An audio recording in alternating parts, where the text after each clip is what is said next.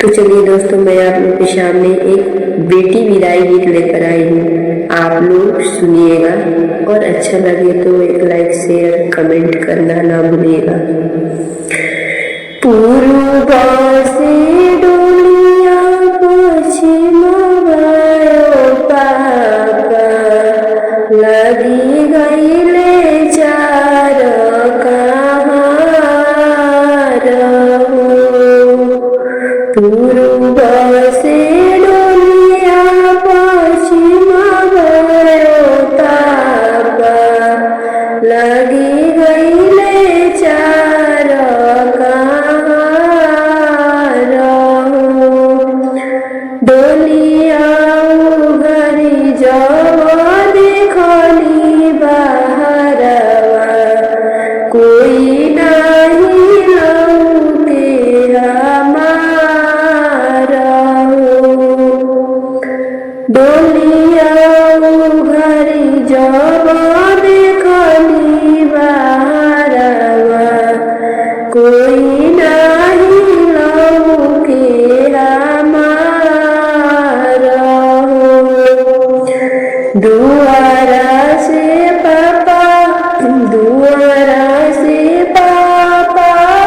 रोई रोई पूछे, कहाँ गईली बेटी हमारा हो। दुआरा से पापा रोई रोई पूछे, कहाँ गईली बेटी हमारा हो। घर में से आमा हो रोवत आवे, पापा के लगी सब बुझावे हो। घर में से आमा हो रोवत आवे, पापा के लगी सब बुझावे हो। तोहर बेटी प्रभु गईली ससुरवा, चली गईली दियावा हमारा हो। चली गईली दियावा हमारा हो।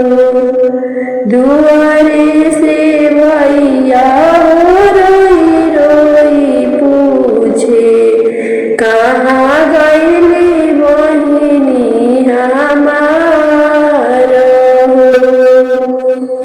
कहाँ गईली बहिनी हमारा हो।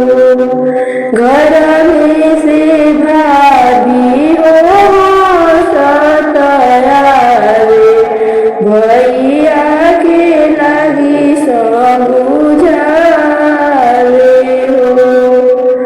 भैया के लगी सब बुझावे हो। तोहर बहिनी प्रभु गईली ससुरवा, चली